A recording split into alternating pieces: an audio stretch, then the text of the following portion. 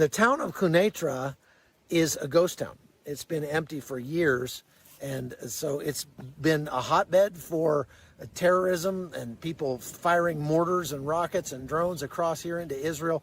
That has happened many times, and again, right next to the UN camp, and they can't do anything about it.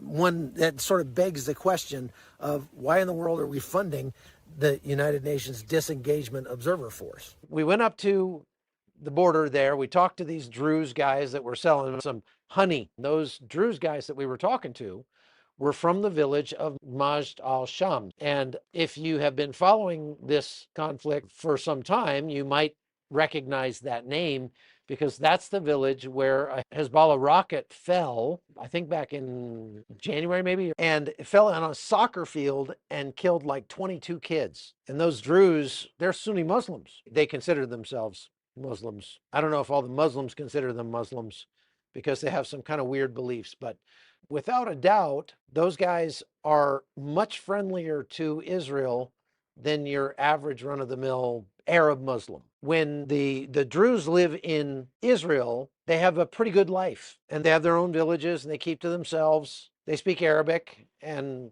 do their thing, but they vote, they serve in the army, they're functioning members of society. There's, I don't think, ever been a terror attack perpetrated by a Druze. Now, I could be wrong about that, but I seem to remember being told that one time. So the Israelis like the Druze and they want to have them around.